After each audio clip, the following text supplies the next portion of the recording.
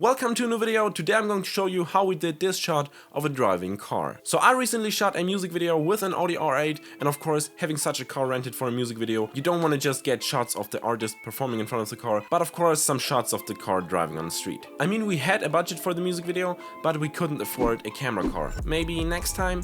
Here's how you still can get a pretty cool and stable shot of the car moving. Of course, we need a second car for this, which means also a second driver, but I didn't want to just sit in the car shooting out the window, which I have done in the past for a driving performance, but in this shot, of course, it wasn't about a performance, it was about the car itself. So how do you make the car look the best, the biggest, and the fastest? If you have ever watched Fast and Furious or any other movie with a high-speed car chase, you know that you have to shoot them from below. That means you have to get the camera outside of the car, just above the street or above ground level. This is very dangerous, and now comes the part where I have to tell you to not do this at home. I'm a trained professional, so I can do this, but I'm not responsible for any accidents that happen if you copy my irresponsible lifestyle.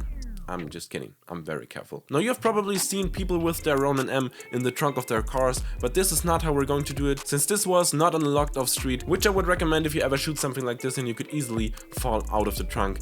So we're not going to do that. Since we were shooting in a snowy forest, the only option we had was this long straight part of a country road. There was almost no traffic and we had a constant phone connection to communicate if the street was safe. So calm down, here's how we shot it. I used the new Ronin RSC2 for this shot because in a small car space it's way easier to handle than my Ronin M, and also the joysticks came in pretty handy when I couldn't move the camera by turning the gimbal, again due to the small space. And also I wasn't in the trunk, I shot all of this from the passenger seat. So I'm gonna show you how we shot it from a bird's eye perspective with this crappy animation. We, the camera car, drove first, behind us the Audi R8. When we saw that the street was clear, we pulled on the other side of the road. Really, don't do this at home. Then I opened the door while we told the R8 on the phone to come closer. It's really important that everyone just focuses on their tasks and that you can trust each other. So I was just focused on the camera car driver was just focused on safely driving the car, and he also of course was focused on the street in front of him, so if any other traffic would come up, we could abort the mission. But again, it was so far out, there was almost no traffic besides us. And the R8 driver was just focused on carefully coming closer to the camera. Also, we just drove about 5 to 10 kilometers per hour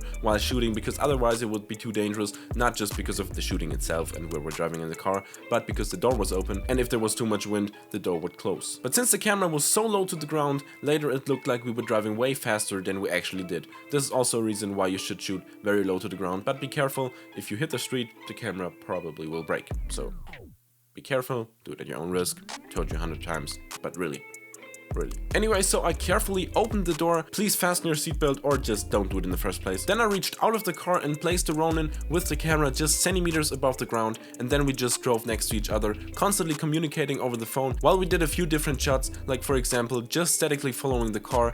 Then I did a small pull-up, first filming the street, then moving up revealing the R8, and then we also experimented with the car driving right next to us, then we overtook it, or some shots where the car is coming closer to the camera or moving further back. And yeah, those are the shots that we got, and that's pretty much it. That's how we got these moving car shots and how you could get them as well, but again, at your own risk. Just don't do it and you'll be fine, or you could book me to do it. If you want a music video or a car commercial, just hit me up on Instagram at YannickFilms or on my website www.yannickfilms.de. That sounded like I said it 100 times. It was my first time saying it this way. And that's it from this video. I, as always, hope you enjoyed it. If you did, please be sure to hit that like button and also consider subscribing for more amazing filmmaking content just like this video. Here you can see the final music video, here you can see another video of me, and here you can subscribe if you want to. You don't have to, of course, but I would appreciate it very much. And I will see you hopefully in the next video. Goodbye.